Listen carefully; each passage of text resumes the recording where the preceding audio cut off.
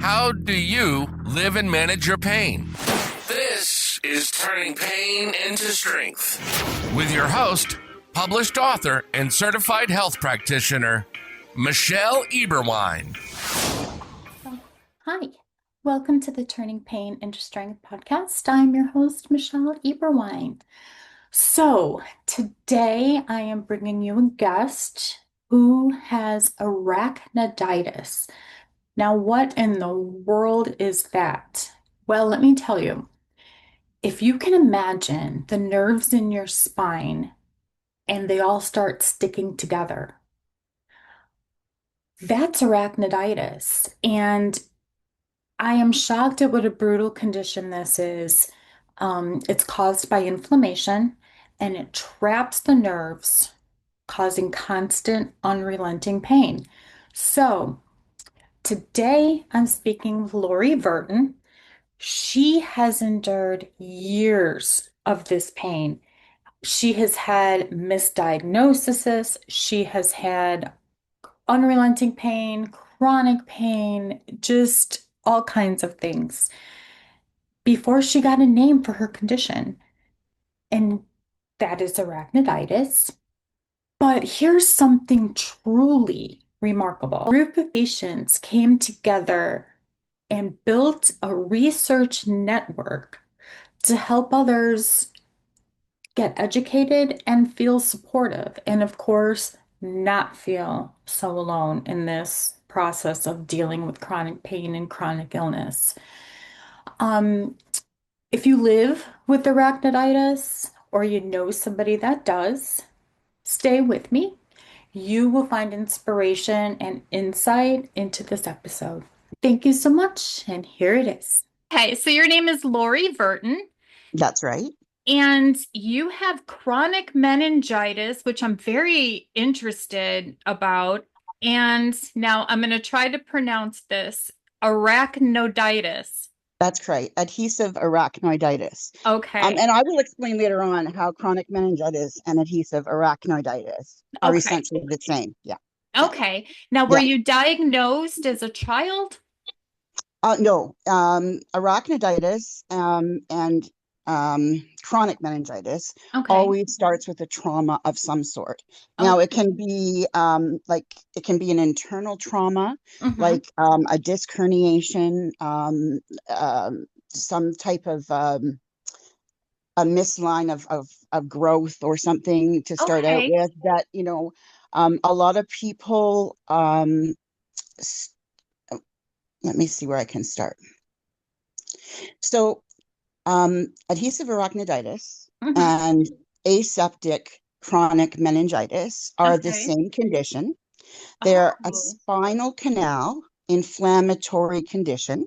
And it always starts with a beginning trauma. Now, we have children that have it, but it's usually a birth trauma or something associated with a repair that they've done from something else in their spine. And then this turns into it later on. So it's a really debilitating disease. It's extremely painful. What happens is when a trauma hits a certain region in the spinal canal, which I can talk to you about in a little bit. In some people, for some reason, an inflammatory process goes off the rails, and what starts as a normal inflammatory reaction, which is actually originally a healing reaction, any inflammation at the first site of an acute injury is actually a healing reaction. But it has gone, and we do not know why yet, but it goes into overdrive. And once it starts, it can't stop. And what it typically does, it's found in different regions in the spinal cord. You can find it in the brain. You can find it in the eyes. You can find it in what we call the thoracic, which is the chest. And you can find it lumbar, which is like from the waist down. And typically, because of our current lifestyle with extra weight and extra physical stress and that sort of thing, quite often we're seeing it in lumbar. Okay. What it does is From the spinal cord, there are things called spinal nerve roots. And what they do is they come away from the spinal cord, especially in the lower portion of the body. It's called the cauda equina. And they're meant to go from the spinal cord, relay the messages to and from the spinal cord, and be a connector to sort of this other system that then relays to the muscles and to the sensory system. So it's a key connector to relay those muscles. And the problem is there's a covering around all of the actual spinal cord and the spinal nerve roots, those things that are extending out from the spinal cord. Right. And they're called meninges. It's a covering. There's 3 meninges, and you'll see in a minute why meningitis comes out of this. There's 3 meninges. So if you have your spinal cord in your brain and all the way down, into your bottom region where it closes off, you first off see a sac. And the sac, the outer sac, is called the dura. It's a tough membranous sac that surrounds the entire brain and spinal cord and keeps in the cerebral spinal fluid that you have to have your brain and your spinal cord floating in. Okay. So between that and then the next, there's an area called the epidural space, and there's a number of areas in there between the dura before it floats through and then gets really close to like a covering around the actual spinal cord tissues themselves. And there are other 2 meninges. One is called the arachnoid meninge, and the other one is called a pia meninge. Now, the arachnoid meninge is responsible for creating all the cerebral spinal fluid, which is what floats your brain and acts. There's no frank blood in that in any of the spinal cord area like that. It's all circulated for waste and everything through the cerebral spinal fluid. And it actually replaces itself 1 to 2 times a day in its normal volume, and it runs like a river. Wow, I didn't know that at all. Yeah. And so in most people, it functions perfectly well. And for some reason, once the damage has been done in this section of people like me, it creates an inflammatory overreaction in the arachnoid membrane, which is the middle of the 3 membranes. And it's also the arachnoid membrane that's responsible for actually creating the CSF fluid. So it can create some major problems. And what happens is, for some reason that's yet not known, once the inflammation gets going, rather than stopping, it starts becoming overactive and laying down an adhesive layer of cells that are almost like we say they're like akin to a scar tissue. They're not scar tissue, but they're very similar to that. And they lay down typically over the connections that are coming off the spinal cord. And as I said, moving to the other areas outside the spinal cord, which is covered right into say you're going in the lumbar area, right through your nerves that then meet this other area. And then from those nerves, from that area, that junction, that's where we usually find the adhesions. But this problem with the adhesions is that it means that a lot of the nerve signals are now cut off because the scar tissue builds, the adhesions build, and it becomes too stiff for it to move. And so it starts essentially killing that nerve root, or either killing it, so that it's not like dying and decaying, but it's no longer usable. It doesn't get perfused well, and so the signals essentially stop going. Even though signals is coming down from your brain and into your spinal cord, when it tries to go out to your limbs and get your sensory processes back through your limbs and your skin and all the rest of it, it's like a bad circuit. It's like a bad connection, and so you get constant drops in it, and that creates a number of symptoms that are typical with it, which is really difficult neuropathy, which is that fiery, hot, burning sensation. A lot of us describe it as lava flowing, that will seep from from this cerebral, as the cerebral spinal fluid hits different areas that it's not supposed to hit, and a number of things. So anyway, it creates a lot of neuropathy. It creates weakness that can go as far as paralysis. In typically, again, the majority of people that we see, although not all of them, have lumbar arachnoiditis, and I'll tell you how that works in a minute.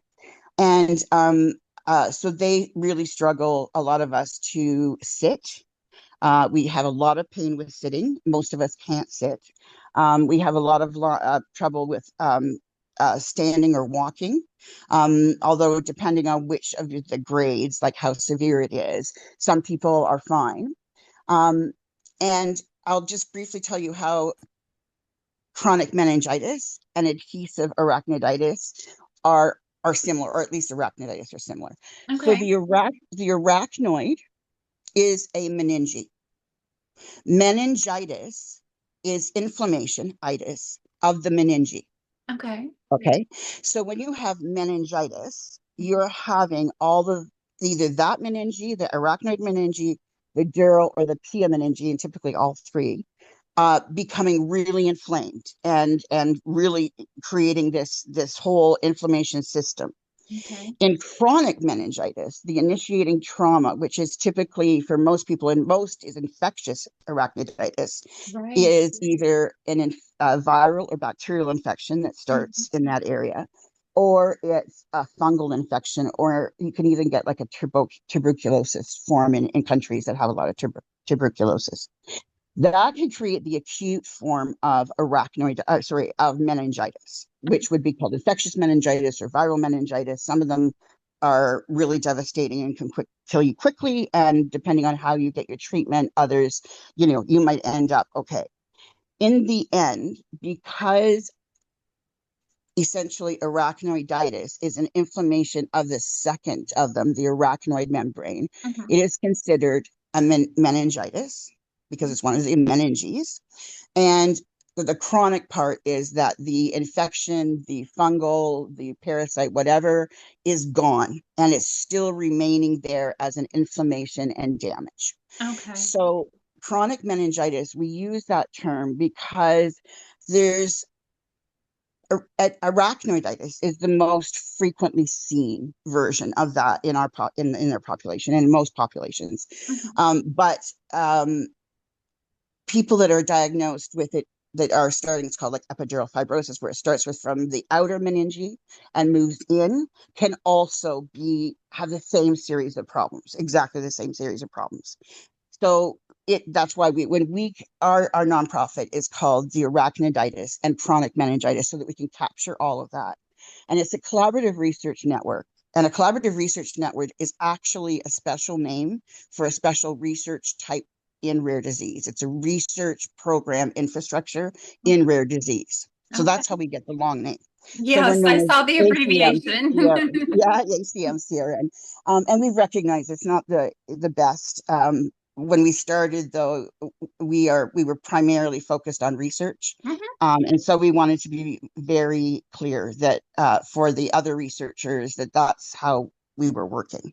Okay. Yeah, that's great. All right. So that's how that works. And I can tell you the tale if you want, and then I can give you more information about absolutely. Sure. So, like I said, as far as we've seen, there's been some insult, whether it is something like disc herniation or sometimes spinal surgery. In fact, oftentimes spinal surgeries. Things like epidural pain needles that you can be put into your lower back for having babies, or when people are having these, they're called ESIs, epidural steroid injections, which a lot of people in chronic pain use. It can actually be the cause of arachnoiditis, which can also turn into adhesive arachnoiditis. The difference between arachnoiditis and adhesive arachnoiditis is the early inflammatory stage, and we have some success at stopping it if we're found really quickly.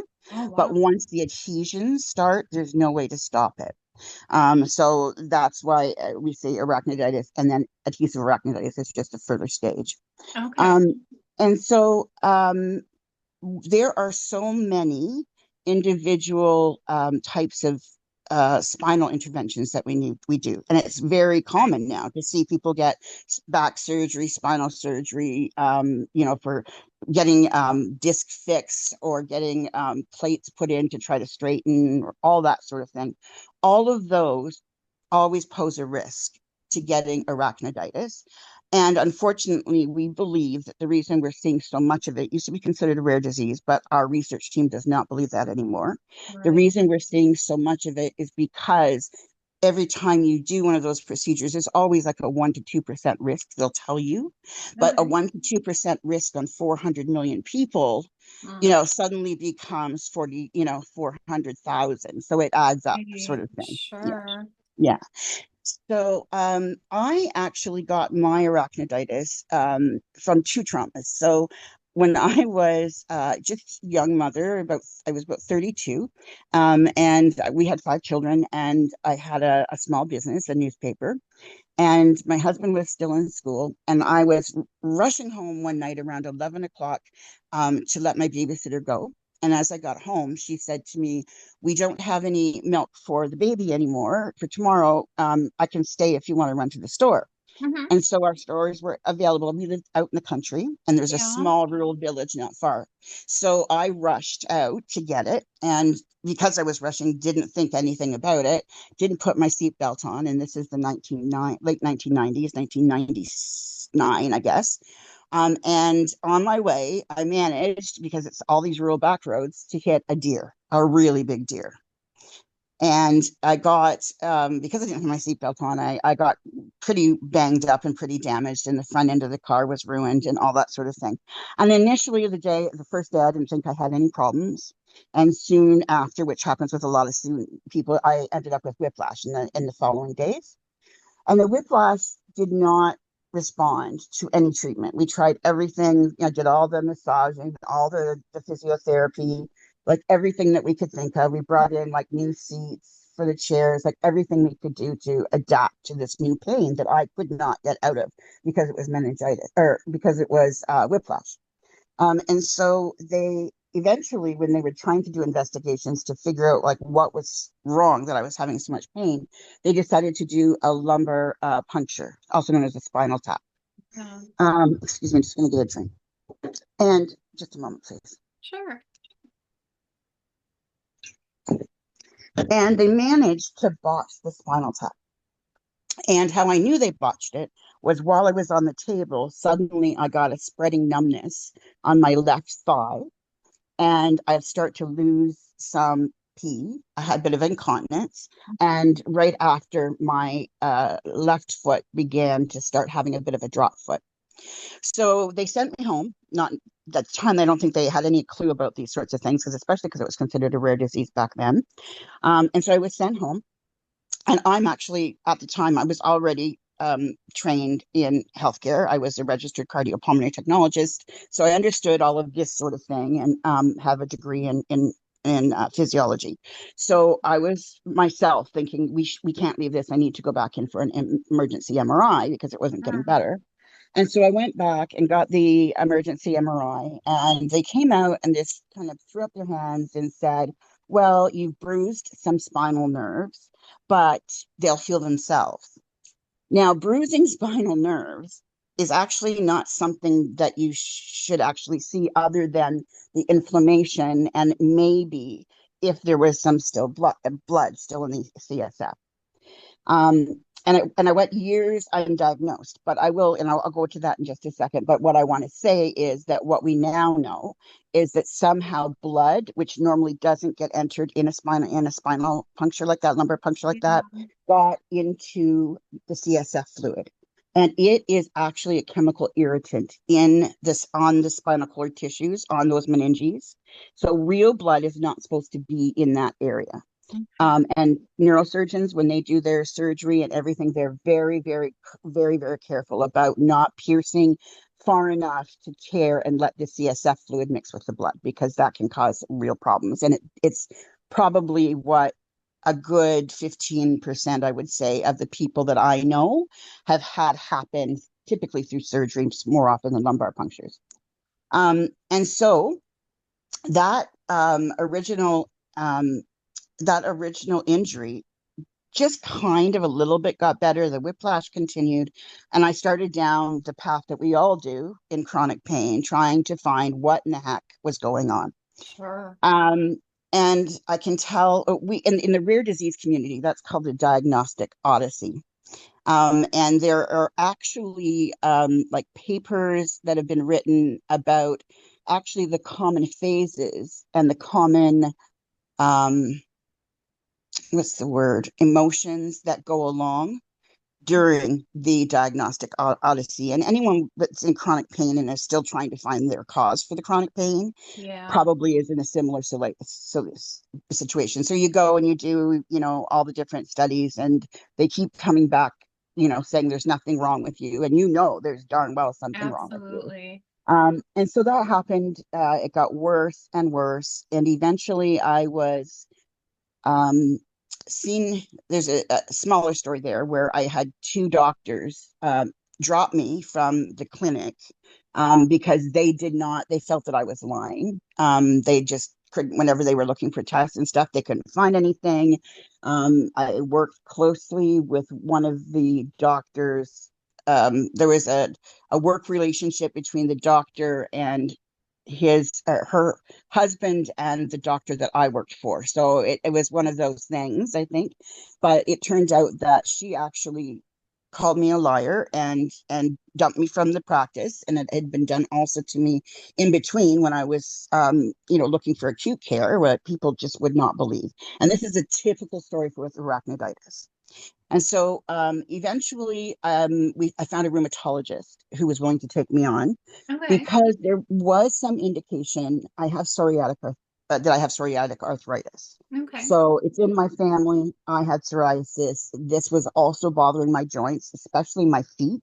My feet had become really, really painful to walk on, felt like a pole, still does, was like being pushed up through the bottom of my foot with every step. It was really, really uncomfortable, burning all the time. And so we went through the whole thing, and they decided you have psoriatic arthritis, and they called it progressive fibromyalgia. And at the time, because I've always been, now in the end, I worked for many years after being a cardiopulmonary technologist as a clinical researcher, medical researcher. And so, I know to go and look at all those sort of things, probably like now everybody's on the web, we can all find them. And I was like, there's no such thing as progressive fibromyalgia. Like there is that the pain can get worse, but not that you start to, typically you don't see neurological changes, where you can't functionally do something anymore just because that, you can't, your muscles won't listen, or, you get really bad shakes and trembles. And typically if you have fibromyalgia, I would say, and you're seeing a progressive neurology impairment, then you need to go looking further. And if you've ever had an obstetrical epidural as a woman to have a baby, even 30 years back, if you've ever had these ESIs, epidural steroid injections, which are the pain needles in your back, if you have spinal surgeries, a history of disc compressions, herniations, you really do want to come and suggest looking into arachnoiditis, because we're finding that a big subset of people that were originally diagnosed with fibromyalgia actually turned out, when they have the right testing done, to have arachnoiditis. So what happened was I was treated that way for a lot of years, and I continued to decline. First, I needed a cane. I had to take time off in between, but I was able to change jobs. Like first I sold the newspaper that we owned because I couldn't sit at the thing and do that kind of the deadline night before you have to have it off to the printer. You can work 48 hours straight in front of a computer, and I couldn't pull off 6. So we had to sell it off, and I happened to have some serendipity at that point, and a doctor for the cardiopulmonary technologist position that I had done. I had sent in a resume many years before. There wasn't many of us in Canada that were registered, and so they would hold on to resumes because we were kind of hard to find. And he called and asked if I wanted this job, which was just perfect because it required, and I was okay to do this at the time, just standing at a computer with some movements around to help like adjust patients and so on and do tests. But it was lighter work. I could move around, which helped a lot because staying in one place was very painful, all of that sort of thing. So I kind of moved into that. And then when things got too bad that way, I was lucky to bump into someone we moved to a different city for my husband's job, and I bumped into someone who recognized what my field was. And then I got a call from a professor wanting if I wanted to come and do research for him. So I really, really worked out. So because that became the research portion of it was very much more independent, and then I could have some time flexibility. No one was looking over my head, and as long as I made sure that my cases were done and all that, then I was fine. So that helped a lot too. Sure. So I continued on until I eventually had to make it into a wheelchair. And the reason I ended up initially in the wheelchair is this was getting really bad to the point that I couldn't sit at all anymore. If I were sitting, I'd have to sit on one butt cheek and put my two legs up. In a wheelchair kind of thing is like the only place that I could sit with any comfort. And one day, finally, I woke up and I was paralyzed from the waist down and in extraordinary pain. And so we went by, I was out actually not at my own home. I was out at my in-laws, which was at a different hospital. And so all the naysayer doctors that had always just been part of that whole hospital before weren't around, just hem and haw and make my medical records look bad. So when I went in through Emerge, they're like, no, this is something, and we're going to finally do an MRI. And they did an MRI with contrast, which is what you need. And then it took a long time for a whole day while I was waiting for the results, which I thought was unusual. And then they came back to me and said, well, I'm going to tell you, you have adhesive arachnoiditis. It's hard to diagnose. There's not really any specialists, but this is what they told me, the radiologist, we've sent the report and the imaging to 3 hospital, like university, one neurosurgeon, one orthopedic surgeon, one neurologist, one neurosurgeon, and a whole group of them.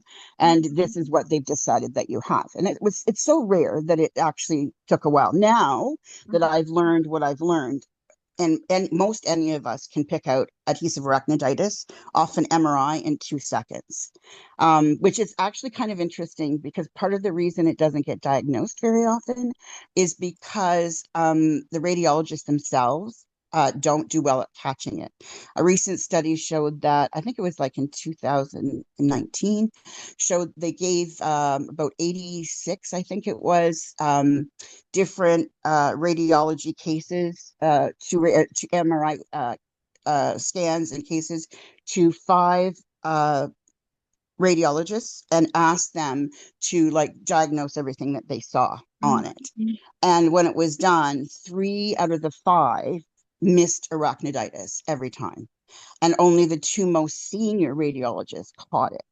So when you've got a 60% chance that even when you're doing the test that the radiologist is going to miss it, you can see why we're finding this huge unmet need of people that when they finally go and bring the information to their doctors and ask for it to be ruled out, then they're finding it. In fact, they do have it.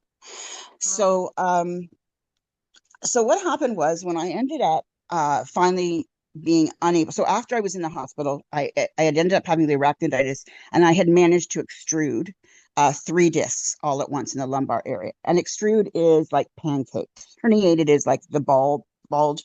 Pancaked is like all the internal structure gets sort of exploded onto the nerves that are there. Like a jelly donut. Yeah, that's exactly right. And so all the jelly gets on all the spinal nerves and on the spinal cord and those structures, and it's not supposed to be there. And it can actually create a worsening of the arachnoiditis for people that are prone to it. So at that point, shortly after that point, I was struggling to walk, and they decided, and I couldn't sit anywhere.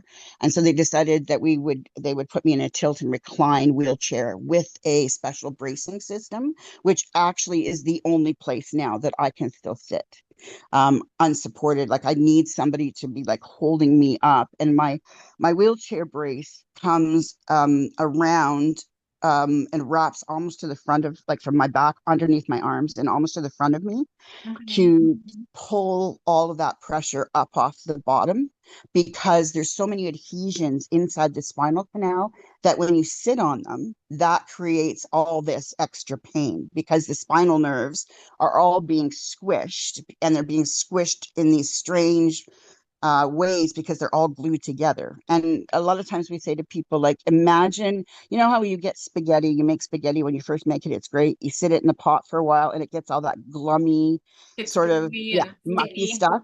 And it all kind of sticks together. That's what our roots look like after you get arachnoiditis. Before, it would look like great, typical great spaghetti, but afterwards Yeah. it just gets that whole glummy thing. And so, as you can imagine, those are all nerve signals that are trying to go out, and so your body cannot interpret it. Your brain is saying one thing, the sensors are saying another thing, and everything just kind of goes haywire. Wow. So after a bit, when I was in the wheelchair, I got to a point where I couldn't do research anymore, like not the kind of research in a hospital, because of the risks associated, that I couldn't do CPR on someone if I needed to, and that kind of stuff. So I had to leave. Um, and then there was a whole awful period, which a lot of us go through, where, because I was diagnosed with such a strange disease that no one understood, that my disability insurance, I had private disability insurance, would, for 3 years, we had to fight them. And it was such a horrible time for my kids. I just can't even tell you. We would go with our heat being turned off. We were going to food banks. Like, my husband was still working, but we had 5 kids, and I had a fairly good, like, I was actually the bigger income. So for a long period, we went right to the last minute before losing our house. It was just the typical story, I think, that you hear from pretty much everyone that lives in chronic pain. Your life just devolves around you. It doesn't matter how much you try or how hard you want it. You can't get out of the way. You know what I mean? And I think so. I did go through a period, like most people do, when I was first at home, that I was really, like, I'm in bed at that point 24/7 all the time. We lived out in a rural area, so I didn't get very many friends. I did have a caregiver come in once a day. And boy, within like a month, I was so sick of TV and everything. And you know what you do. So I was looking for things to do. So for a while, I was trying to match up missing people with deceased people in other areas. Like, there's different tasks out there in the internet community that you can help in. And so Sure. I got started on that, but always thinking that there's, like, no, like, the only research on arachnoiditis typically has to do from a neurosurgical perspective. So it's of no use to patients. There was no advice on treatment. There's no advice on any of it. And even now, we've just finished the first biggest study done ever in arachnoiditis with this patient reported. But that's just it's the first ever patient reported study. Everything else is based on, physicians in the hospital seeing these types of patients that typically are inpatients because they're really catastrophic. And so nothing comes out that can help sort of everyday people. And I was watching television one night, and there was a woman that was a comedian that came on, and she mentioned that she was going to do all of this fundraising through her comedy for rare disease research. And, like, it stopped me right there, because I knew research, but I didn't know anything that there was anything that was rare disease research, like that there was any kind of structure or ways to do that. And so I got a hold of her, because, you can track pretty much down anybody if you want nowadays. So I got a hold of her, who suggested the doctor in Ontario, Canada. So in CHEO, which is one of the highest uh, research hospitals in Eastern Ontario. And there's a group of them that specialize in rare disease. And so I called the doctor that she had suggested, that was part of all of the research studies, and asked him, this is what we have. I have a research background. I'd like to see how this is being done. And can you put me in contact? And sure enough, you just never know these things. But there's tons. Well, I'd say there's three major rare disease organizations in the US that teach rare disease groups how to create a nonprofit, how to create a support group, how to create educational materials, and then eventually, if you want, how to create a research system. Wow. So I started taking the courses. The ones that I used mostly were from Europe. Their system that they offered is called Eurodis, EURORDIS, and it's actually a European parliamentary program. They put a ton of money into rare disease and said to this group, "Now I want you to like train, because there's over 7,000 different kinds of rare diseases that have been identified. Less than, I think they said 5% have any kind of advocacy, support, or research going on. And so a lot of people that have been disabled by a rare disease early on, or that have a lot of support from family and that sort of thing, begin to look at how they can begin to, fundraise or do something. And so there's a number of courses that you can take. So I took about 3 years taking a number of free courses. Wow. Yeah, that showed how, how you could create this vision of going from no research to beginning to produce research with the community. And you first need, of course, with rare disease, to be able to find that community.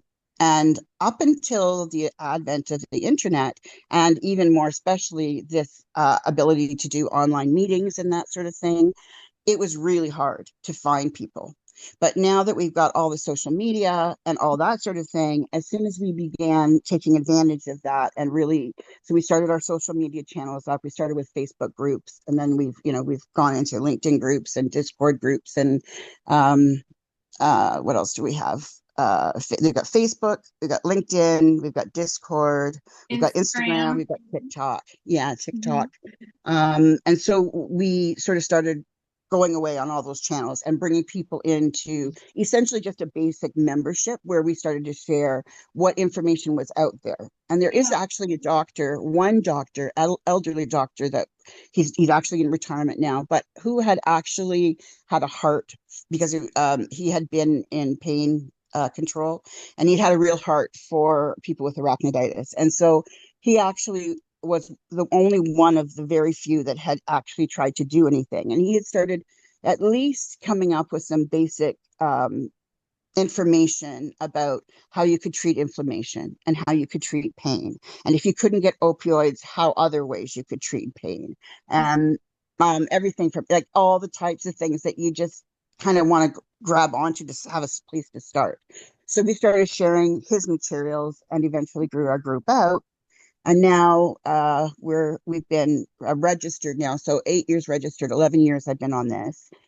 We just the year before, put out our first survey, and 1,250 participants came in. Now, previous to that, only 89 were ever studied at one time. So it was a complete turnaround. And we got, because of this, it's rare disease research. It's the collaborative research network paradigm that you can follow that allows this to happen if you are able to. And so as soon as you get all your people together, then the next step is to create a registry, which is actually a research registry, which we've just completed. And what that does is people that are interested in doing clinical studies for you and participating get to go on. And then as we release our studies, which are completely the same level in credibility as anything done at an academic institution. So because I had done clinical research at the institution, I knew what you needed to have with regards to there's a number of like certificates and IRB ethics boards and a number of things that you need to have in order to be considered a real clinical or a real research study that can be published in medical journals. If you don't have a number of those things in place, you can't get published. And so that had been, prior to me, what was going on. Well, I wouldn't say just to me, but to this idea, because people like this doctor were able to do it out in newsletters and that sort of thing, but we weren't getting to the doctors. And so our idea is until we get them where they will read the credible stuff that comes out of a medical journal, they're not going to listen to us, which I think people kind of understand.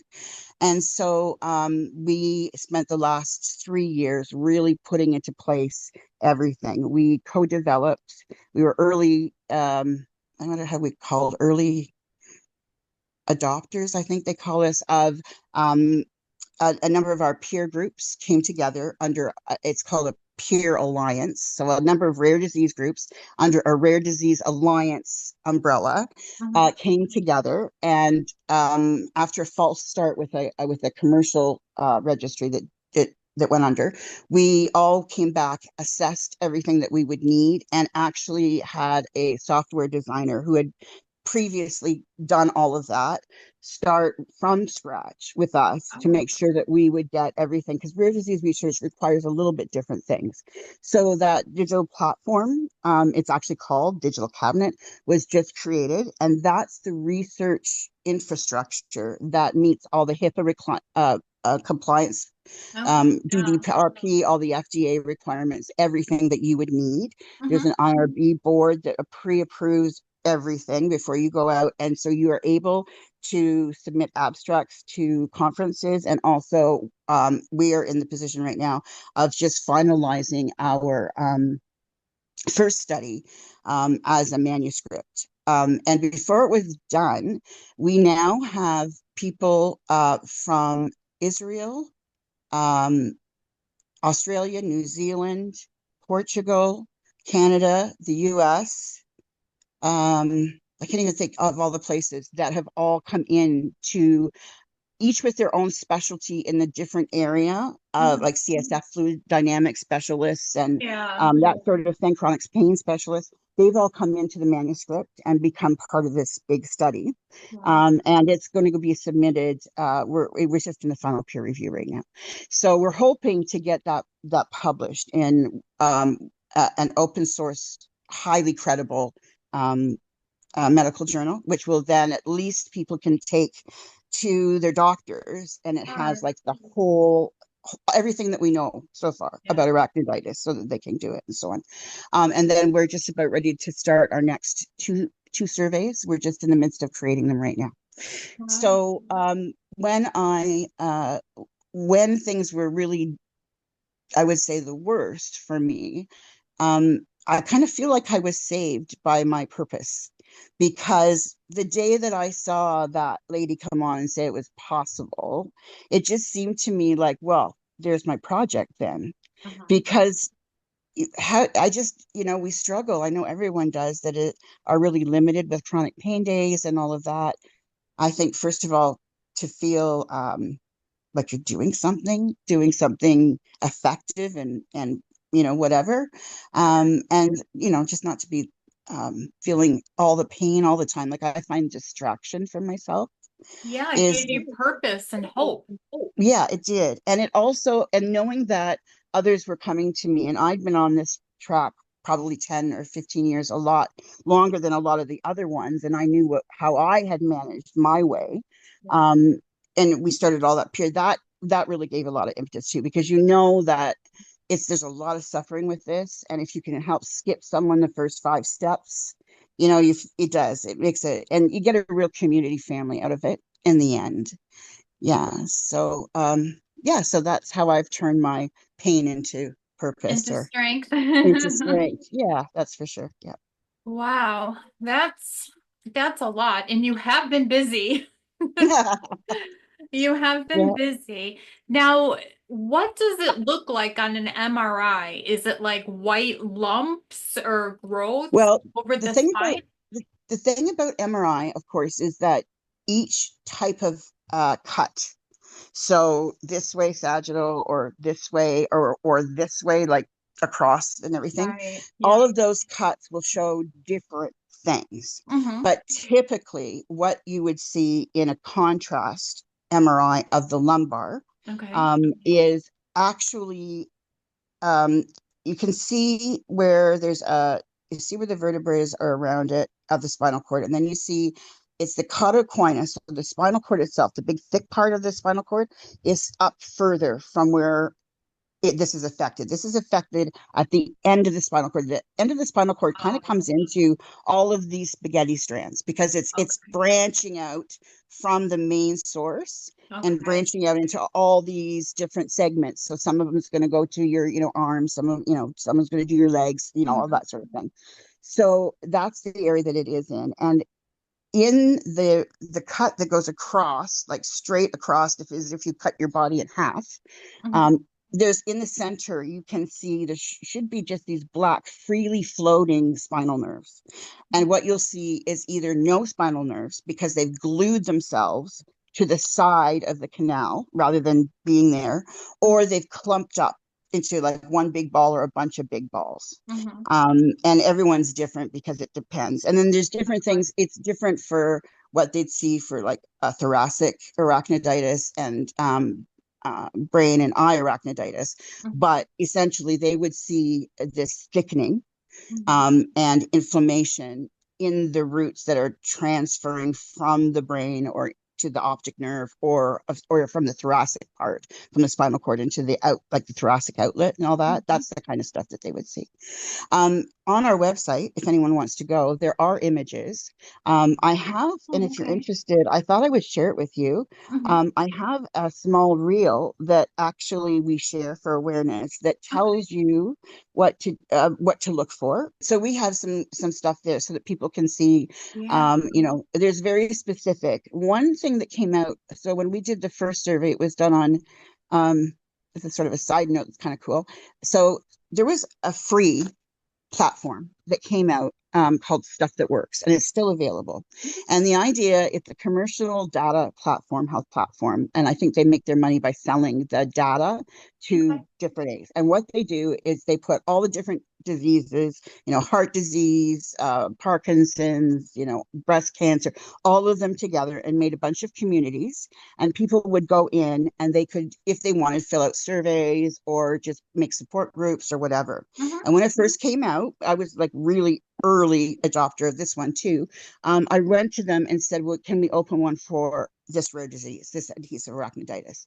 And so they said, yes, we could. And it was opened at that time so that all the data would still be available and owned by our nonprofit organization. They could use it, but it would be owned by ourselves, which is really important because we want our patients to own their data and not having a pharmaceutical company own it or some kind of a university or any. We want our patient group, the nonprofit patient group, which is patients run by patients, all volunteer run. We want to own that data so that we can, right? So that was this platform was called Stuff That Works, and it was originally created by one of the developers of the Waze, WAZE app that was like the original Google Maps, and it was all over Europe. Wasn't so much in North America, but way all over Europe. And she's from Israel, and she with her part of her earnings started this up, and there's an AI combination in this along with your data. So they have a proprietary AI that will go through and help look for things. And so when we started out, we knew we were going to own everything, and that was going to be great. But as they began to change their business model, it began suddenly that they were going to have to own it all. So we had to stop it. And that's when we went out and looked for this other platform that I was talking about earlier. We first started another platform called Luna, but they went under. And so then we just decided to heck with it. We'll create our own for the rare disease community. And then we have some control over it we have, I think, maybe 30 or 40 groups in the alliance. So it's not us that owns it, it's the creator that owns it, but we get special data authorities and things you wouldn't get in other places for it. So anyway, when we did our first study on the Stuff That Works platform, we got a really interesting new insight that AI had come up with that we wouldn't have seen in probably years of studying. And what they did is they, as part of their like sort of typical analysis for each group, they put all the different disease groups together and Okay. then looked at what things were unusual in each group. Like if there was something that was like highly correlated in one group, but nothing else. Okay. And the strange thing was that the term of a complaint that we're having difficulty sitting, pain with sitting, unable to sit, Mm-hmm. pain, can only sit for a few minutes. That came out as being correlated most often with Tarlov cyst, which is an extension of adhesive arachnoiditis, and adhesive arachnoiditis was second. So suddenly we now have a new possibility for a clinical marker for diagnosis, is that it looks like, and we're going to, in our future studies, we're going to be teasing this out more, but it looks like if one of your primary symptoms is that you cannot tolerate sitting, then you really need to look at having arachnoiditis or adhesive arachnoiditis. And that came out from their AI. And because this was uh, such an unusual study, we needed to, when we got into doing our poster abstracts and our methodology and so on, we needed to have their input because we had to understand like exactly how things were being calculated behind the scenes. Yeah. And so we started working with the stuff that works, executive and so on. And in the end, this woman, Yale, and I always get the last name wrong, and I won't even bother right now.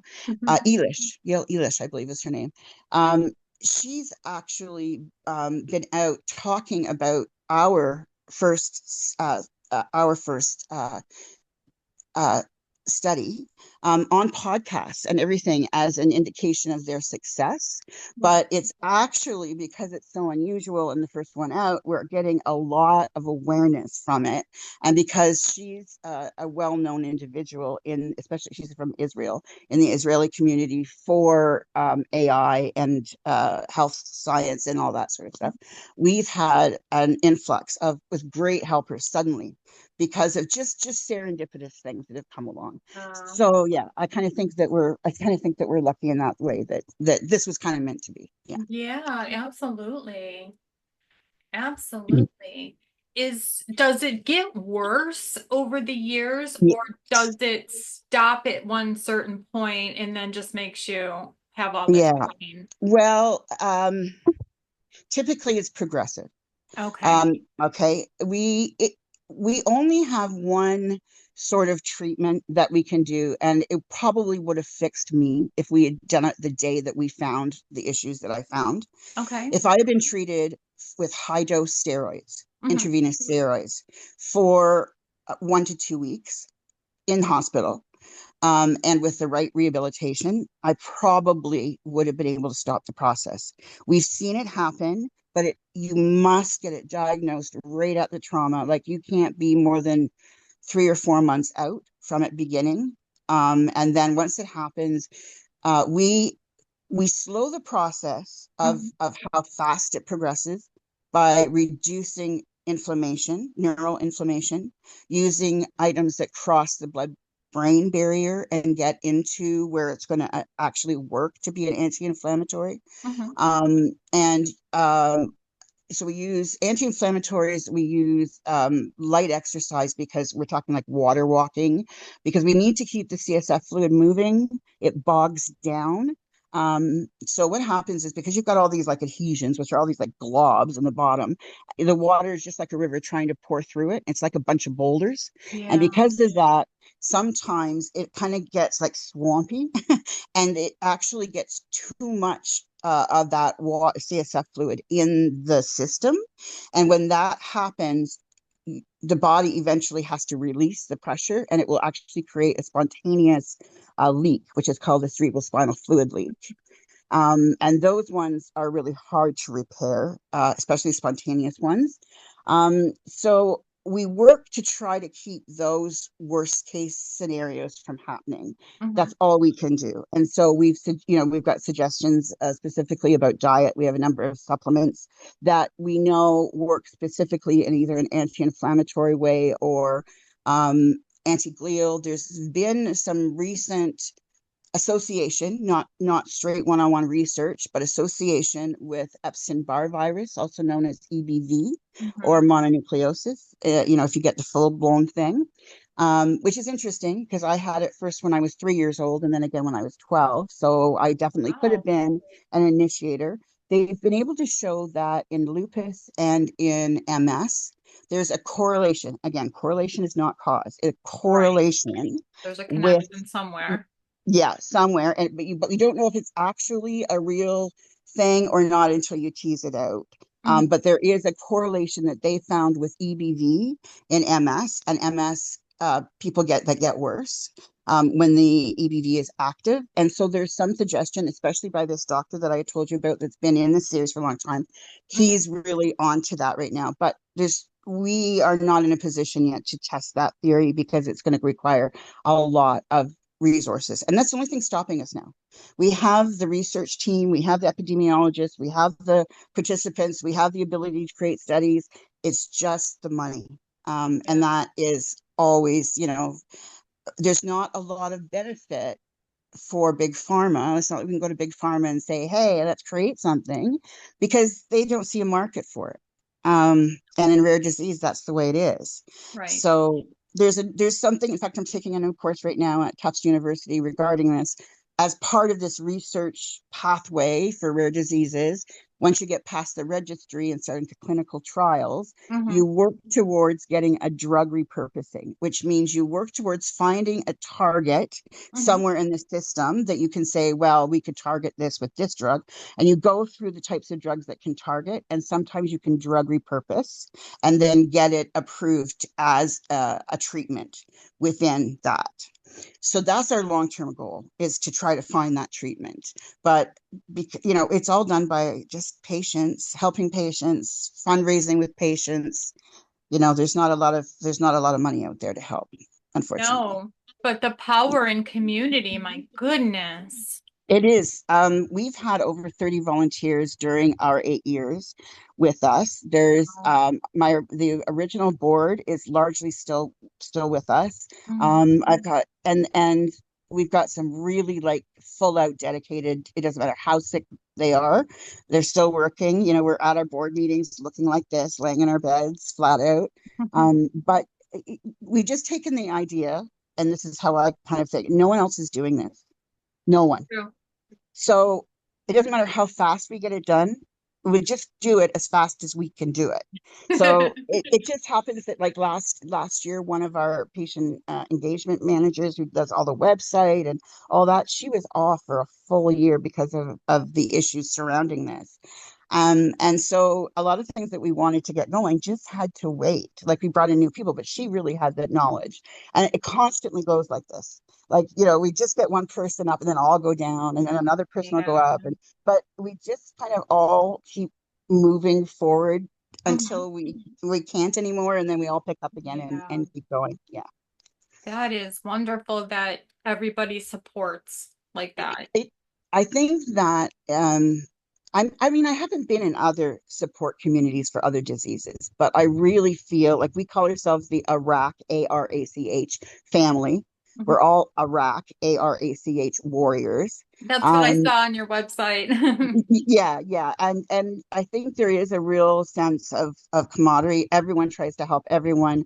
The ones that have had this longer tend to spend, a lot of us spend a lot of time in these support groups trying to help the new people. I think the hardest thing is the chronic pain, because it's like everybody else. This is high intensity chronic pain.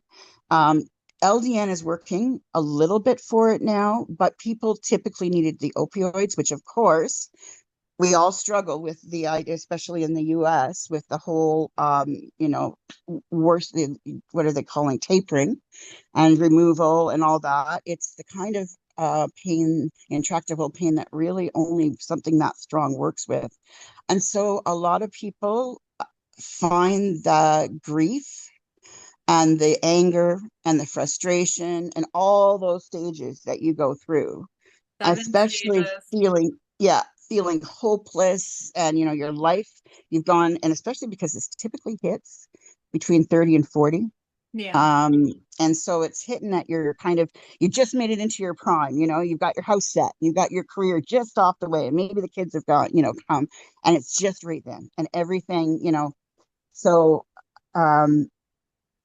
many people were, travelers. We have one lady who used to be a skydiver and for the movies, and actually was getting her certification for night diving for a movie. And actually the parachute didn't work right, and she slammed into the concrete, and all of the damage that done created this really bad arachnoiditis for her. So she lost this. She even knew Prince. Like, she was in with all of the big wigs and all the celebrities as part of her life. And now, back to isolation and everything. So there's so many of us that kind of felt we had our lives where we kind of wanted them or were feeling good about. And then it's, how do you, we really struggle. I find a lot of people really struggle. I'm sure you do with most of the chronic pain community. Is this not a story that you hear often? Chronic pain is something that seems to affect everybody. I got some really amazing occupational therapists at the beginning Okay. that, back before there was like all these pain apps and everything where you could track things, actually had me write out like every hour for 2 weeks what my pain was, what I was doing. Okay. And she put it into spreadsheets and she figured it all out, and she came up with my top 5 triggers. And once I removed those triggers, one of the biggest triggers was driving a car. Because with sitting, first of all, I'm sitting, number one, and then my legs are extended and I'm trying to move small movements with my feet, which again is one of the worst things that I can do. It's also not really very safe because you can get like these big spasms and things. Sure. But once I started to remove that, the triggers, and this is what I try to tell people: if you can find your triggers, use them. Then you have to know how to pace, like you're saying. So you're like me. If you know that something's going to happen that's a big deal, I suspect, you lay low for a day or two before, and then get up and do your thing, and then lay low for a day or two after. Yep. Yeah, and I think that learning how to do that takes a lot of time, and I think it's one of the things that we're always, and I think is probably across the board the same with chronic pain, that we're trying to help people with learning how to do that. Absolutely. Now, do you have this burning nerve pain every day? Yes. Does anything help? Well, as long as I'm not activating. So I can still get it. I can wake up in the morning and my legs from my hips to my feet will be bright red and burning, just burning. But I'm like, it feels also like I always say I'm a marionette, one of those puppets with strings. And I feel like my strings are too tight. So when I make the extension movements of anything, even if I'm always kind of like bunched up. If I move my legs long or out, then I feel that nerve come pull all the way down. And that, if I've like, I don't know, gone out and been in a wheelchair for a few hours, and that part starts, that will turn into the really fiery, like, I honestly, we have pictures showing lava. When we ask people what it looks like, everybody says it's lava. It's lava running through. It's lava running through. Yeah. Then once I got to the best I could be, which expectations is a big thing to have to get around, right? And once I got there, then my family and I really began looking at how we could use accessibility devices to remove the strain and the fatigue so that I could do things. So I really encourage people to always look for ways to remain as involved as they can. And I think usually if you're pretty creative, you can find something. Like if you've got some hobby, there's usually an adaptable version that you can come up with or something. That's how I've handled it. Yeah, me too. It's just trying to keep your mind busy. And when you're not thinking about yourself and your pain and you're distracted by helping someone else or doing something, it just gives you that break, a little bit of a break.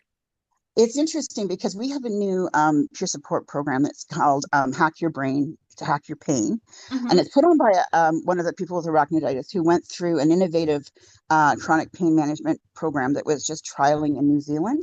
And what they did, oh man, it sounds wonderful. What they did is they actually gave him one-on-one multidisciplinary care for a year. So he had a pain psychologist, he had a personal fitness trainer, he had an occupational therapist, he had a pain management doctor who was not afraid to give him. And in the end, And all the educational understanding to know which, like, for example, where he is, he can use marijuana. So he actually learned, they taught him about which receptors are where in the brain, which compounds will affect which receptor, like all that kind of information. And eventually he went from being like where I am to being able to cope with the pain. And he says the pain's still there, but just by distraction and techniques, which, for example, one's called Sims and Dims. I don't know if people have heard of that before. So I'll put a book that we recommend, or that he recommends, that was the original behavioral tools that were being taught by this, I guess is a physiatrist, Laura Epsley, I think is his name, but I'll send it up. And they're actually neuroscience-based tricks to get your brain to be overwhelmed with things so that the pain stimulus has to move back. So, for example, this is what the story he tells. So in order for him to understand that he could actually not have to perceive the pain if he didn't want to, he went out with this pain psychologist, and they went out to a noisy sort of festival area where it was out in the summertime, where people were having like treats, and like it was by the water, like everything was fun, and it was, like a really fun sort of place that he was absorbed in. And so she had him close his eyes, and she had him describe everything that she could, that he heard, like in minute detail, and then everything that he could smell in minute detail. And then as she's talking, she put a piece of chocolate cake in his mouth. And he said, at that instant, I didn't feel any pain. And that's this Sims versus Dims idea. It's a matter of overloading your sensory, overloading the pain sensors by positive sensors from your body, positive sensation. Very much like, so that your pain doesn't go away, but it just when you watch a TV program, you might not be as, it's still there, but it kind of dims away. It's you're distracted. Yeah, and that's what. So there's a bunch of tips anyway. People are all welcome to come. It's on our website. It's every Friday. It's free, and we've got some other peer support programs that we've got going too. Anyone with chronic pain is welcome to come. They don't have to have arachnoiditis. And it's on our website. I'll give you all of that. Definitely. So, and I find it, like you said, for me, I'm the same way. When I'm working, I'm so concentrating that nothing is around me. I don't feel my body. I don't notice the stuff around me. Like I'm just in my own world. Yes. And do you find that too, that when you're really concentrating? Absolutely. Yeah. And also, I tell people, like, get in the swimming pool. It gives you that break that your body needs and your mind. And if I float like on a noodle, I have no pain. Like all the discs are off of each other. Like I just float, So I tell people, just take 10 minutes and float on a noodle. And it'll give you 10 minutes at least to I agree. Help. In fact, water exercises are one of ours. We actually recommend water walking, which is to get into deep water. So it's at your chest so that you're getting a full buoyancy. And then just essentially you do these like cross steps across one way and then cross steps the other way. And it tends to give the same kind of response. And for us, it helps to move the CSF fluid that's all boggy in our bottom area. The only thing is, if you have time, I've got a kind of funny story. We did decide, my husband and I got I don't know if you have the YMCA down in the state. Yeah, you do. You have the song too, right? So we have the YMCA up here. And we had gone there for fitness like our whole lives until I'd gotten ill. And then we had moved away, so it wasn't around. So when we came back, we decided we were going to go to the one that we knew. And it had this two special pools in it. One has a floor that goes down and up. So they also had patient lifts to take you out of the wheelchair and put you over into the pool. So we were all excited about it. We went and we did our tour and we talked to everyone and made sure that we thought that everybody knew what was going on and they would be able to help us and all the rest. So then, of course, we get there and everything that's supposed to be accessible, like, really isn't. Like, they've got a change table, but there's no way to get me out of my wheelchair onto the change table. When I wanted to try to change, my brief and stuff, I couldn't possibly be moved into the chair, into the the toilet or anything. So anyway, there was a lot of it. But anyway, we got all over it. I was still excited. I'm going to go swimming. So we get up to the pool that I'm going to go into, and we get me all hooked up in a sling. I think you guys have probably seen them before. They come from the ceiling, and you have this like sling underneath you, and it goes underneath your legs and underneath your arms, and it just like you're in a bag, and you get picked up. And there's slings that go into the water. That's how I take my own shower, is by that. Mm-hmm. And so we got up and we got me across the pool, and then we couldn't get it to let me down. So I was literally hanging over the pool for at least 15 minutes. And then someone's like, okay, yeah, I can get it down. So they put me down because I just needed to get like relief. Yeah, let me out of this. The rest of my body was just too much. I just wanted to get in the water even just to get the relief. So we did that, and we were able to get me up again, but then we couldn't bring me back in. So people came in, and it was the whole pool was there trying to help me and pushing me across. These lifeguards were pushing me across. They got me over to the wheelchair, and they tried to put me down into the wheelchair, and it ended up about 4 feet above the wheelchair hanging. Oh no. And we couldn't get me out. And it was a Sunday, which we thought would work well because there wasn't very many people there, but that kind of backfired because all the staff, there was no management on that knew how to fix this thing. And so 45 minutes of hanging later, my husband said, that's it. I'm calling the fire department. We're cutting you out of this. Like, you can't keep doing this. So just as we were about to call, like literally he was going to get a cell phone, and someone had been called in from home, and they knew that there was some way to jury rig this thing because it occasionally did this. And eventually I was back in my chair. That's good. But I have to say, I haven't been back swimming since, because it's not that I'm worried about it. It's just so much. It's just that's the only pool that I knew that had the right lifts. Mm-hmm. Even though we've got we've got lots of new ones, but they just keep putting in the slider chairs. Okay. So if you can't self-transfer onto a chair, which I can't, then, well, I can sometimes. I can, but it depends on the day. And if I go on swimming, I could come back out with spasms and not be able to transfer myself again. And I'm a big girl.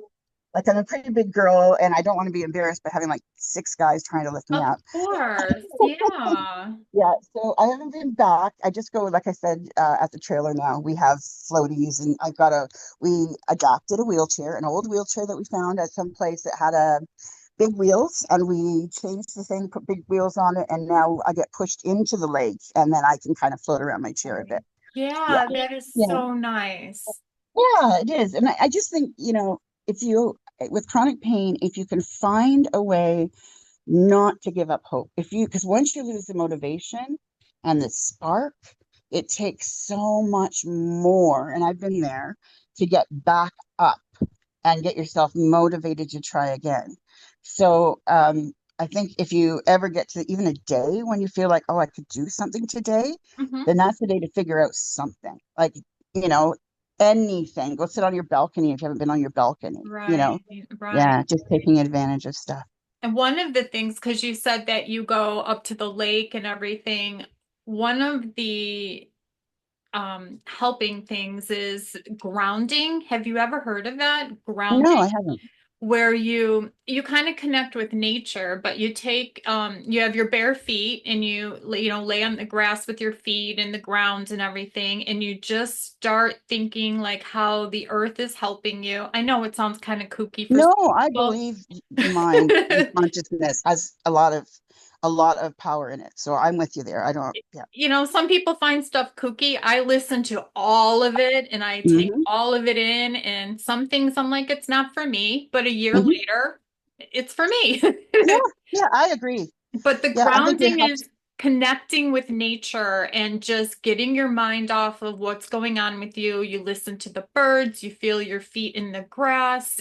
And a lot of people said that it really helps for a little bit of time. So we work with one of our researchers. He is a retired pain physician also, but he has a real interest and has actually created an electrical gate theory of pain. Right now, there's the chemical gate theory of pain with the different phases and I don't really remember that, but he's created an actual one because he has recognized and other people have recognized that the CSF fluid actually is current. It carries current in it.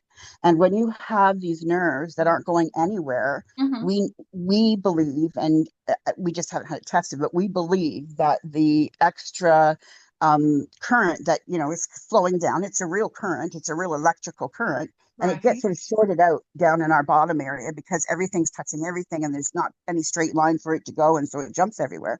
And so from the very beginning, Dr. Tennant has always said you should try to release that energy. And he suggests things like petting fur.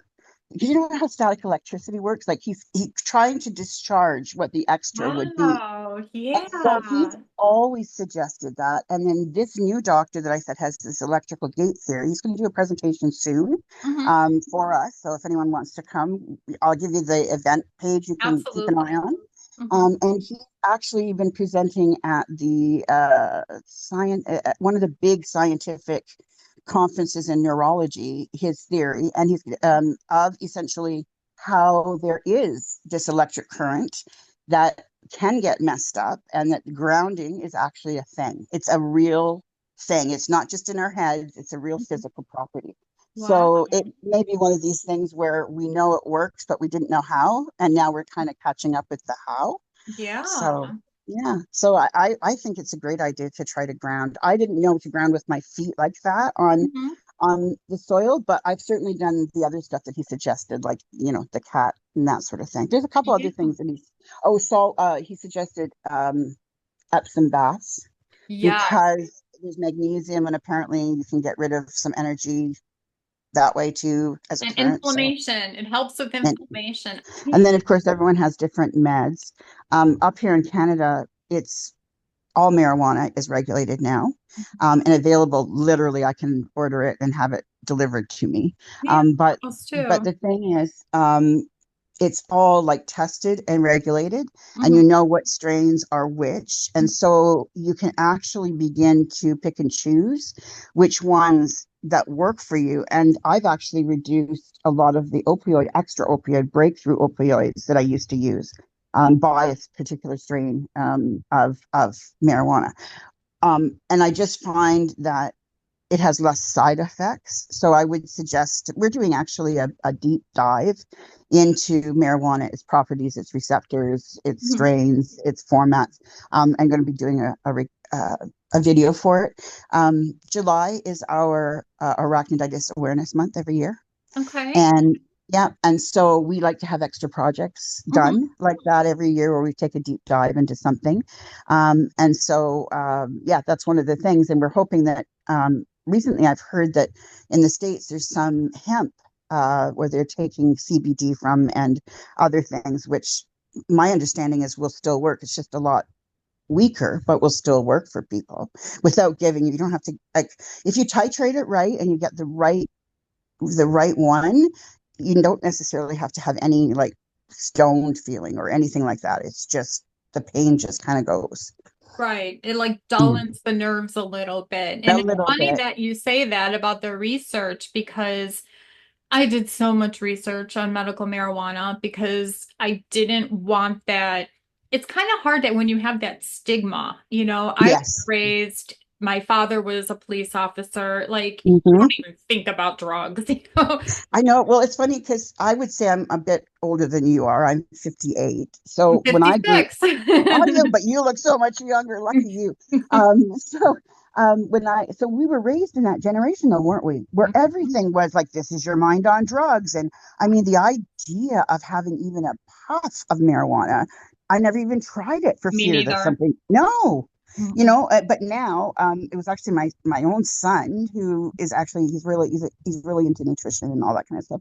And he said, Mom, you really need to look at this because I'm telling you, there are some anti-inflammatory properties of certain ones that will work. And so I was literally like, okay, how do I do this? I don't smoke it. I use a vape when I need instant, and then I use lozenges if I'm out and about. And I just use it for breakthrough pain. Yeah. So I do recommend that if people haven't looked into it, that especially as the stigma is coming off, it's just our age group, I think. Yeah, because I go into the dispensary, I'm like, I feel like I shouldn't be there. And everybody else is normal, and I'm just like the anxiety of it. Yes, I know. It does. There's a certain, I mean, once you get it planted that it's illegal, that in some cases it was looked at as immoral. I mean, you're brought up that way, and it's really hard to turn your mind towards it. But when you have this amount of chronic pain and it's affecting your life to this extent, Yes. I honestly think you should do your research and try it under the supervision of someone that knows, like the gentleman that does our Friday ones that I was telling about. He has used it as part of his pain program too. And he's got a way that he suggests on titrating it up from start. It's a longer program. I think it takes about 2 weeks. But in doing that, like people quite often will take it the first time and they'll get like a head rush because they're taking too much the very first time. And so then they don't want it. Like no, it's not going to work for me. But he's actually got like this titration plan. Oh, yeah. Yeah, that's helping people so that you get sort of eased into it without feeling like overwhelmed by it all. So yeah, I think it's something. It is. And I do the research, like I'll look at the dispensary online and then I'll see what strains they have. And I research what they have, like all the terpenes and everything. Yep. Some of them I don't want because they're not going to help me. And then I look for the strains that have what I need for inflammation. Yep. And by that time, 2 hours have gone by. I agree. It takes a long time, but when you find the right one, you can stick with it after that. Well, here they have a constant rotation. We have a lot of dispensaries here in Florida, but they have different strains, all of them, and it changes week to week. So it's a little difficult, which is why it takes so much research, but it's worth it. I guess if I think they're called the isolates, aren't they? The things like LIMONES. I remember. It's funny that in the terpenes and all that, like once you realize which group, like you said, are effective for you, then I guess it would be easier to filter that out in your search, looking for those ones. I'm not the one doing the deep dive into it. Actually, one of our admin assistants is, and so she's the one that would be able to talk about this. I'm just the one that said, please do it for us. And then we're going to bring it back and make a video. So I'll know more about it once I see the video that she's brought back. But I definitely am so interested in that, especially because you're in another country. I'm very curious about all of that. Yeah.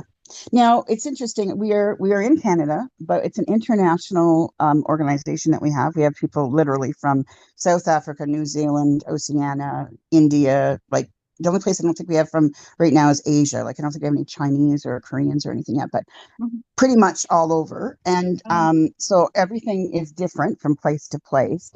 But we do find, just like anyone does in the chronic pain community, that there are some universal things that wherever you are can help. And Absolutely. so we try to do that.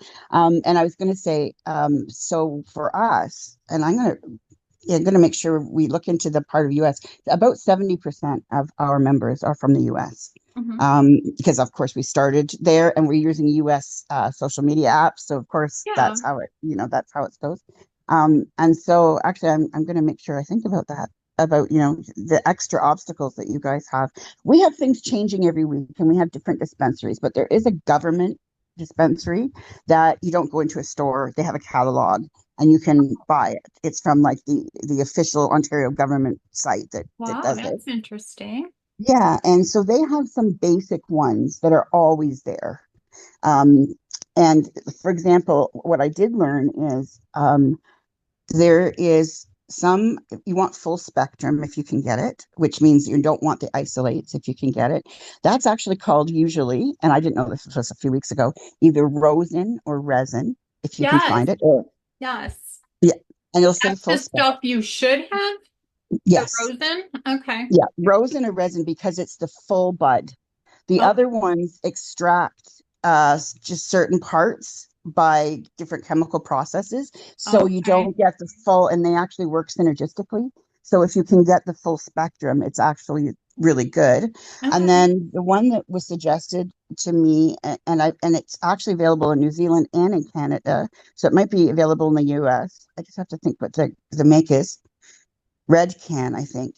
And the one that I use is actually an oil. And it's 15 a 15-15 ratio. So 15 THC, 15 CBD on a full spectrum. And I find that personally works the best. And for me, if I'm going to treat, and I only use like that heavy stuff when I'm really bad, like the days that, you wake up and, oh, you just can't get out of your head even. It's so bad. Then I just put it under my tongue and leave it there. It's just only a milliliter. So, or what, I don't know what a milliliter would be down there. I don't know. 1/8 of an inch. Just something little. Just a little tiny bit. And you just put it under your tongue and leave it. And then after a little while, you just take a drink or whatever. And I found that that has the best, like overall, like some of them hit one pain or not the other, but I find this full spectrum 15-15 or 30-30, like half and half THC and CBD, really is helpful. And a lot of people are saying that too. So yes. Have you tried the creams? I haven't, no, because I'm not really localized. Like if I had the pain, like all in one hip, or my shoulders can get bad. So sometimes I'll use a local like a pain rub, like Voltaren or something. But I've never especially done it because I would have to like essentially coat my body in it. You have to take a bath in the Voltaren. Oh yes, yeah, or the THC cream or whatever. Yeah, that's right. Wow. Wow, I have a lot of information, and that was just incredible. I mean, I learned so much. I thought I knew what it was. I was like, oh, bad, adhesions on the spinal cord, but that was just a tiny piece of it all. Yeah, it is kind of difficult to understand, and we're only now starting to get investigators that are looking at like the actual tissue level to try to understand what processes are going on that are being broken and that sort of thing. We've identified some specific protein folding issues that might be something, but it's so far away. I mean, that kind of stuff can take years to develop. But I think the one good thing about our community, and maybe it's a little easier in rare disease because it's one specific thing, is that everybody shares the knowledge and is so intense on finding the knowledge that we become, pretty much everyone becomes very well educated in how this all works and understands what they're fighting. Now, of course, people that come in new, I would say 3 years it takes before they can sort of get to a point where they're living a decent life again. I don't know, maybe you felt that way after all your surgeries, that it just takes this time to heal and adjust and accommodate and pace and all of that before you get to a spot where you can kind of. It was a lot. It was ups and downs and a roller coaster, just like everybody else goes through, diagnosis and then treatment and then, result of that. Yeah. It's a whole process for everyone. Yeah, it's such a shame that there isn't more specific research specifically into chronic pain. But then, as one of my researchers, because we were just trying to discuss how we were going to survey the pain states of people, and like she said, pain isn't all pain, and that's true. Like there's muscle pain that's different than neuropathic pain, that's different from like the pain of like I've got numb feet, but there's pain in those numb feet, which is a different sensation. And so I guess when the chronic pain, researchers are trying to do it, it's such a broad category because so many things can cause it that I'm not sure. I mean, I suppose at least that's why we had the opioids. At least they worked for most people, and it's really a shame that we've lost it. Not that everyone had to be on them, and some people couldn't be on them, but some people like myself. I've never had a problem. I've on the same dose for years and years. I've never run it. I just never have any problems. I'm not asking for more. I'm not looking for more or anything like that. And there's, I think, a fairly good percentage of people that can handle them if they have the right supervision. But in the States, I know it's a big deal right now. It is a big deal because people abused it. And now for chronic pain patients, it's just a lot of hoops that you have to jump through. And as you know, with these invisible illnesses, if the doctor can't see it, and you want pain meds, they get a little crazy. Now, back in 2008, 9, you could get pain meds Yeah. anywhere from any doctor here. I mean, I had a pain management doctor that was prescribing me, you're gonna twitch, 240 Dilaudid a month with, How much is that? wait, we're not done, with 60 morphine. Oh yeah. See, that's a month or a day. 1 month. Oh, okay. Oh, no, no, no. Well, I have 240 Dilaudid for the month and then 60 morphine pills. So like one in the morning, oh, okay. at night, and And then they're like 10 milligrams or 5 milligrams or 30 milligrams of those oh, they ones. were like 30. They were the big ones. Yes. I So they were walked doing, around like a zombie. yeah, they did. I know for a while, they're starting to move away from it. That I know for a while that they were doing a big deal about let's do the long lasting opioids and then Yeah. add this short breakthrough through. And I think that's actually how I've still maintained it. But honestly, if I were to do this all again, it's too hard now. I've weaned off twice. We've tried testing to see whether I can function, and I just can't. And there's no replacement. The gabapentin doesn't work, and actually, I find the gabapentin the side effects are really bad Yeah. for me anyway. And so a lot of our patients are now coming in trying LDN, low dose naltrexone, Yes. and having some fairly good effects. Now, that might be specific to our disease because it works on some kind of a pathway. I can't remember which one that Yeah, it is sort of attaches to one of the receptors, a yeah, different receptor. yeah, and it tends to be I think it seems to be. I've had more positive from about LDN from arachnoiditis patients than I've ever heard, but we also have now changed our suggestions for treatment to start that first, and then if that doesn't work, then see Oh, if the yeah. doctor will move into it. So, Mhm. and I might suggest that for people if they're really struggling and still haven't got any pain control, Yeah. is to see if your doctor will start you on LDN, and then when they see you fail, if you really do, if it doesn't work for you, then they're more likely to be willing to go up a little bit and try a Mhm. small opioid or something. Right. Um, as opposed to just keep handing out the gabapentin. I have a friend that couldn't walk. He began to not, or couldn't see, could barely talk. He was at 3,900 milligrams of gabapentin a day Holy. because Oh my the gosh. pain is really bad. And that's like, oh, we're not giving you anything else. So we'll just keep upping the gabapentin until they fight. Like finally he got a new doctor and that was taken away and, weaned back down. But Yeah. he needed a small opioid to do that. Sure. So it's a really hard thing because everybody's different and every jurisdiction's different about what people and doctors and believe in the area. So What they don't understand though is chronic pain patients, we're not looking for that high from the no, pain medication. We're looking for something that's going to get us out of bed and get in the shower. You yeah, know, I that's know it. they Just to don't. be Yeah, a functional human. I agree, and I'm surprised that more of them don't recognize that because I don't think I've ever had a head result from any of the opioids that I've taken. I really don't. I maybe become a little bit sleepier, but like nothing. I don't think that I'm less more fuzzy or anything. Yeah. But it takes time, right, to get that exactly right for everybody. Hmm. Um, I know they just said that there was going to be a new pain pill that they had just suggested, and it was going around the groups, but then they said it was for acute pain. So I don't think we're any further along. Okay. Yeah. Wow, Lori, I could sit here and talk to you for another hour. Well, it's probably because our lives are so similar. Yes.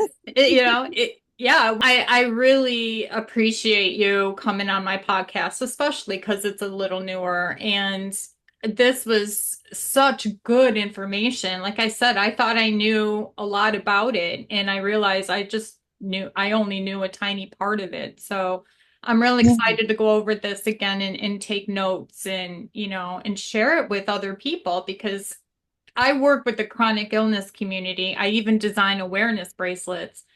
That's how I thought I knew all this, but If I didn't know, there's going to be other people. So I'm really excited about this. The doctors don't know. That's the thing. I mean, don't feel bad, because even the doctors, and this is, I think, primarily the reason that our community is so tight, is because nobody else understands it or has anything to try to make it better. I mean, it's not necessarily medication, but it's, just like you said, facing, triggering, getting through the emotions, understanding motivation, and like all of those sort of, and accommodation and accessibility changes, and all of that. And it takes a long time.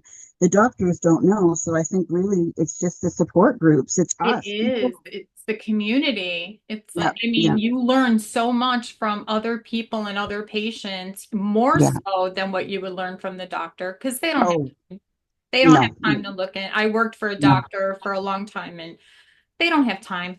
No, they don't. And what we often hear, and I don't know how many of you guys do, but we often hear, "Oh, you're too complex for me. See you later." Right. Like, not, well, oh no, you've got, yes, it's very complex. Bye. Like, how do go see someone else? And someone else to see, and then then where are you? And I think that's where a lot of people are. Especially with arachnoiditis, is like, my life just went from thriving to bedridden in a matter of months. I mean, you can have this hit, depending. It can hit immediately after the trauma. It can develop 20 years after the trauma. Wow. We don't know why, and although we have noticed that in the people that have developed it, like may have had fibromyalgia for a while, and then have another trauma, like they slipped and hurt their back or had a surgery or something of that nature, then that's when it starts to really expose itself. It comes in big, and then when they look back, they're like, yeah, I did have that trauma, and I've always had chronic pain in my back since then, but I just thought it was lower back pain. And then I had the slip, and then now I'm in real trouble. I can't get out of bed. So just so people know to keep it. And we always say, if you're going to take an epidural steroid needle, which you're talking about in your back, ask for guidance. You can either get fluoroscopy, or in some case you can get, it's expensive, but you can get CT guidance. Because all they have to do, and you'll see it on my website, I'll try to bring you a picture, is first pass that first space. So they have to go through the dura. I mean, sorry, if they go just a little bit too far and get pass the dura into the CSF fluid, like just even the littlest bit, then you're at risk. I mean, we don't even know what predisposes, sorry, makes people more I'm losing it, tempted to get it than others. Sorry, it's okay. Because it's very quiet here. My husband's gone all day, and you're just working quietly. And when I get a chance to talk to people, I'm like, oh, of course. Of course. I know I don't get out much either. And it's funny, we had gone to the store the other day and I didn't know how to use the debit card, because now we just tap it on the thing and I'm like, sorry, I don't get out much. And I'm just trying to stick it at me, and she's like, just tap it. And I'm like, how? I know. And I'm like so embarrassed. I know the things we go through.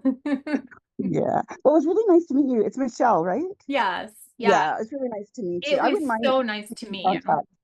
Yeah, and if we can ever work on anything together, if you ever need anything, any help with, I don't know, graphic creation, anything, we've got a team and we'd be willing to help. Yeah. Same with you. And I would love to follow up and check in with you in like 6 to 8 months, see where you're at with your research and what you're doing in your projects. Is that okay? Great. Yeah, that'd be great. Hopefully our manuscript will be published then and I can share it. Yes, that would be wonderful. Yeah. Okay, Lori, it was a pleasure. And thank you so much for coming on my podcast, and take care of yourself. Okay. I appreciate the opportunity, and good luck with your podcast. I'm sure it's going to go well. Thank you so much. Take care. So, what did you think of Lori's story? I think it was a powerful reminder that even in the face of constant pain and uncertainty, people will come together and find answers, support, and some hope. Thanks for listening. Stay strong. And if you like my podcast, please hit subscribe. And if you know somebody that needs a little hope and inspiration, please send them my way. Thank you. And don't forget, you're never alone.